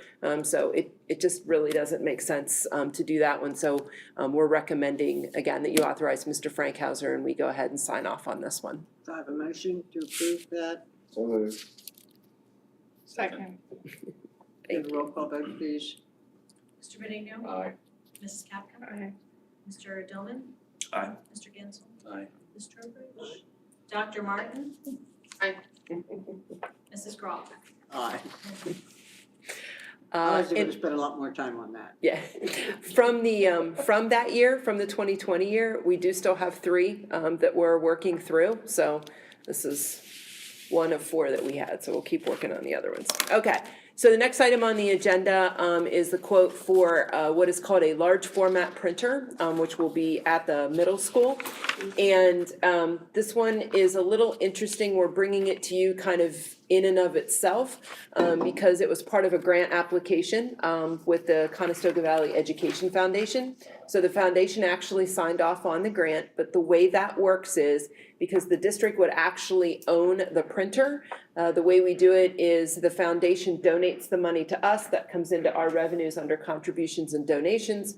We then actually make the purchase, so because the purchase is going to show up on the list of bills for you, kind of the way that works legally is you need to approve the expense. So you're not going to see any sort of, budget in and out on it because we're going to get the money in and spend it back out, but officially you all need to approve it. So I have the grant application. If you have any questions, I can try to answer them. Essentially, the large format printer is something they're actually going to use. We've talked a lot about the multi-tiered support systems. So it would be, this is actually an MTSS maker grant is what they call it. And it's really intended to give the kids the technology and the equipment they would need to be able to produce some pretty nice materials for us to be able to use in the schools. It is what it says. It's a large format printer. And so a little picture of it on here. But asking you to approve it, not tonight, but it would be on consent next week. And the grant just covers that printer?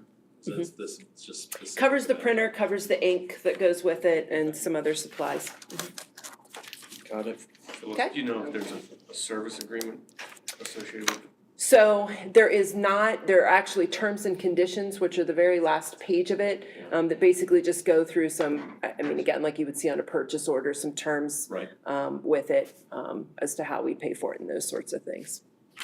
Okay, thank you. I'm assuming next we're gonna work with Word Wisdom. This is the third version of this agenda I've seen, so it seems to be very mobile. Mr. Kozer. Good evening. So 2 contracts to share with you this evening. The first one is with Work Wisdom.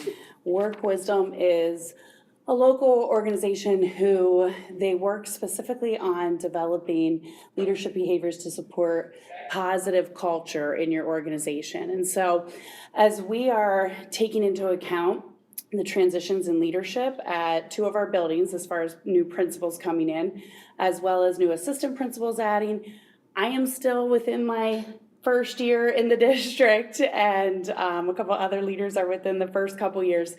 We really wanted to be intentional about creating a 3-year leadership development plan where not only are we focusing on our own self-awareness as leaders, but also how we're leveraging those strengths as a leadership team to really build that organizational climate and culture. And so this would be kind of the first phase where our cabinet and school principals would begin working with the emotional intelligence assessment and identifying what we call it their leadership superpowers are in order to, again, better serve their schools, but then start to build that team dynamic within the leadership team as well.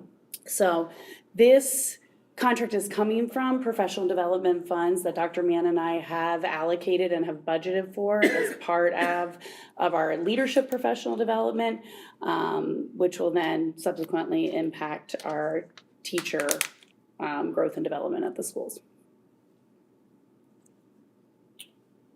I would add that historically, when you go to different districts, not enough time, effort, or money is spent into leadership development. It's just assumed that if you're a good teacher, you're gonna be a good principal. And that, it goes the other way. In order to be a good principal, you should have been a good teacher. But that doesn't necessarily flow the other way. So Jill and Dawn have worked together to say, we need to have more professional development for our administrators as well, as we provided for the teachers. Can you scroll up again? Yep. I apologize, I didn't charge my pad, so I can't open anything. I just wanted to see that, the second piece of that, because I read the first. Keep going? Or No, that's stop fine right there. This was an issue that I questioned too. We've been doing, we've seen a lot of contracts in professional development. And in almost all of them we've done, we've seen results. We've seen improved performance, we've seen improved student knowledge of the latest and best ways to address our students. It's rare for me to have any problem with professional development if it's quality work. I will add that Work Wisdom is currently working or has worked with multiple districts in the IU13 footprint. So they've worked with individualized coaching for superintendents, assistant superintendents, principals. They've done team workshops on authentic communication, strengthening those team skills. They've led community stakeholder processes in one district, and they've actually been facilitators with one of the school boards in Lancaster County as well as part of their development and cohesion as a team. So they operate across a wide variety of organizations, but they do have direct experience. I'm trying to think if they work with High at all. They do have direct experience with school districts in the county as well. All right. How did you come to find out about Work Wisdom? Is it because of the work that they've done and you just heard the name and then it just kind of collectively? I'm just curious about that process of picking one versus the other, and is it Can you just explain that to me? real quick? Absolutely. So I can personally speak to their coaching aspect. I've worked with them in 2 other organizations. They've helped develop our strategic plan. They've helped orient new team members. And I can personally speak to how quickly their processes and strategies really work to just create that team concept where we all understand each other's strengths. And I call them our leadership blind spots, right? That we are able to identify those individually, but then also bring that together to more effectively lead within the organization. And I don't know how many of them have experience with educational institutions. Several of the consultants do. Again, they work across so many platforms. Their experience in education. How many other organizations, are out there to choose from that have Gotcha. experience at the school, Gotcha. at the school level? Yeah. Certainly that landscape isn't crowded. I would agree. And so is this a contractual thing? Like it's for so many, you said it's like a 3-year plan. So is it kind of like a contracted thing for 3 years that comes out of that professional development funds? So this is our first stage. We'll be bringing you a more comprehensive plan after we go through this initial assessment to kind of see where our team is.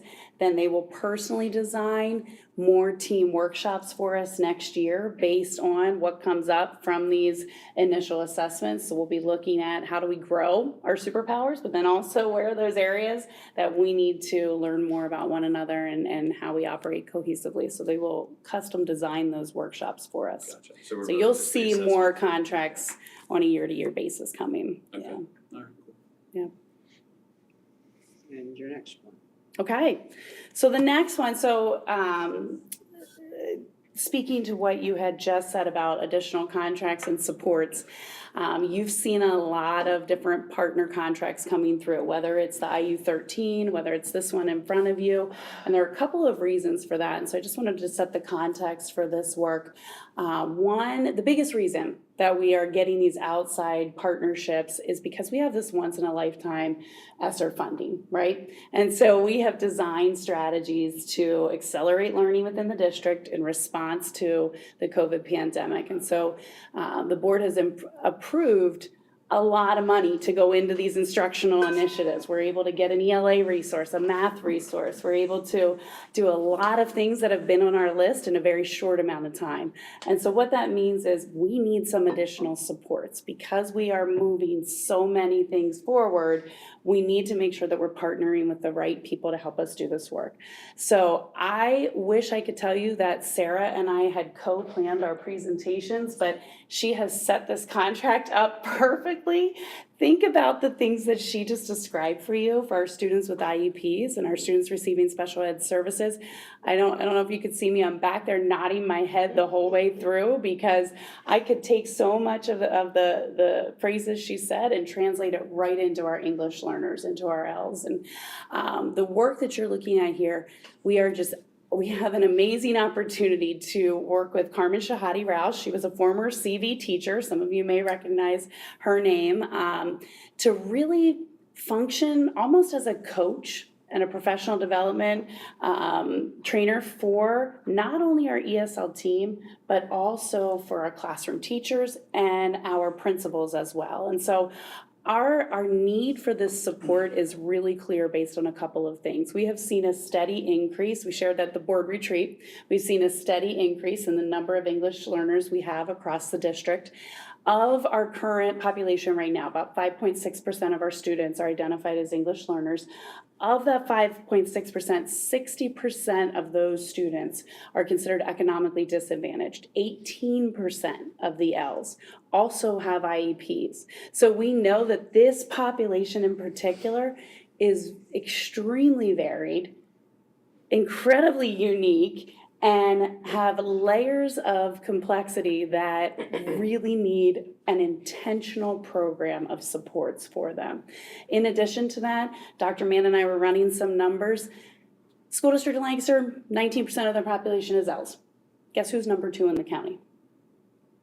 It's us. We're tied with Pequea Valley as the second highest percentage of Ls in Lancaster County. And so here's what we know and what we want to use some of this ESSER funding and federal programs funding to do. We want to get around this group. We want to run a program audit. It has been a very long time since we've done a comprehensive review of the continuum of services and supports that we have for our Ls. We want to take the results from that audit and design custom coaching, professional learning, again, for our ESL team, for our classroom teachers, and then also for our building leaders as well. So a multi-layered approach to really identifying an intentional program of supports. Once in a lifetime opportunity with these ARP ESSER dollars. We want to stretch them, we want to use them as effectively as possible. So the amount of time and the days on this contract, we are getting a high level of service in order to really, on the other end of this, have a strong program for our ESL programs. Again, building on the work that our teachers have done, we've got a phenomenal ESL team right now. We keep growing, we keep moving, and so we want to see our program and our resources reflect that growth. So this just goes over the kind of the assessment. They're gonna come in and do the walkthroughs and analyze and just really look through and see what's, and then build kind of what she thinks is, that needs to look like, what the MTSS needs to look like. And then come in and actually do the coaching and the work, yep, which is very rare. Normally you have one organization do the audit piece, then you have somebody else come in and do this, and you've got we've got a seamless, full school year, start to finish with the same person. Questions, comments? Look forward to see what they come up with. Yeah. And what's the Excited. cost? You see my eyes lighting up Yeah. at this one, I'm So, and very obviously excited. the goal is that they come in, they assess, and then she comes and does the work, does the coaching, and then that way when they leave, we have what we need. It's not an ongoing thing, it's that one time, this is what you need to get up to snuff, and then you're ready to go. That's right, And you then we got it. take over from that point, and because everybody's trained, they can take over the coaching for new players and all that kind of stuff. Yes, all of that may not happen in exactly 12 months. There may be a little bit that goes into the next year. I'm surprised that it didn't, but yeah. But again, we've got these ESSER funds through September of 2024, so we're gonna carry that through until we know that this is really anchored in our system. Okay. But yeah, the goal is, this is not a every year we're doing this for the next 10 years. This is a get us set and anchor the programming in place. I have a question. Go ahead. I just wanna ask, and maybe I missed it, and maybe you said it and I missed it, but is there any, like, what administrator's gonna be involved in this? Is it you, Joe? I'm just thinking, because if some teacher decides that they're gonna move on somewhere else, and then who's gonna carry over this knowledge, this training? You got it. So I will be the lead administrator overseeing it. We currently have, each of our administrators is assigned as a team leader for a content area. And so there will also be a building level administrator who will be teaming with me to help support and oversee the work. Because of the transitions in leadership, we're not exactly sure what that model looks like for next year, but it will be me, and I'll have an administrator right by my side. So we both are deeply involved in that process. Okay, thank you. Anything else? Thank you. Look forward to Thank seeing you. what this looks like when it's all said and done. Okay, the Blackboard last one. contract. Yes. You've been So very Blackboard contract renewal, for anyone that's Did you not say any familiar. questions? Did you say any questions? No, it's just you've been very patient. Oh, I okay. haven't, as is everyone else. So for anyone not familiar, Blackboard is our website provider. Right. They're also the provider for our app, and then all of those lovely text messages and emails that you get from me also all come from their messaging system. So we renew every year with them. That's standard, that's nothing new. What is new for this contract is that we're gonna do a website. It's going to look like a redesign. Technically, it is not. It's a new template. So it is not nearly as involved behind the scenes as a redesign, because we're staying with Blackboard. We're not really changing anything behind the scenes. It's gonna look very different. And so with that, you can see in the first section, the final 4 items on the right side from the $100 down, that's the cost for what this new website template and also some training. Since I started here about 18, 20 months ago, I've been working with the website, but I never really got official training. And so this will incorporate not just basic training on how Blackboard works, but also how our new website will function. So it's a little bit of training for myself, and we also have several buildings that have webmasters that can update their own school pages. This will allow me to also go out and train them as well. The one thing that's different with this contract is for some reason, we never did multi-year contracts with Blackboard. It was always a year-by-year basis. By doing 2-year contracts, it's not a huge savings, but it's about $800 a year savings by doing a multi-year contract as opposed to a year-by-year contract. So for instance, this year we paid $19,200, it'll be $18,000 moving forward for the next 2 years. I noticed there's an auto-renew clause in there. Do we intend to do that? I do. A lot of other school districts use Blackboard. It's a very common district and educational company. I have not had any red flags since I've been working with the company. I like their messaging system especially. I think it's intuitive. Our building principals have access to it. I think a lot of other schools that have websites that I have looked at as modeling ours after all use Blackboard. They offer really great training. They've ramped up their free training as well. So I don't have any reasons that I don't think that we would be moving away from Blackboard. Questions, comments? No. It'll be on the agenda. Thanks, Kenny. Speaking of the agenda, our next item is reviewing the agenda for next week.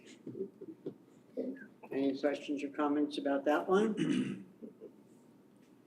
This is the second time in the meeting where we will accept public comments. Would anyone like to address the board? If not, we'll move on to board initiatives.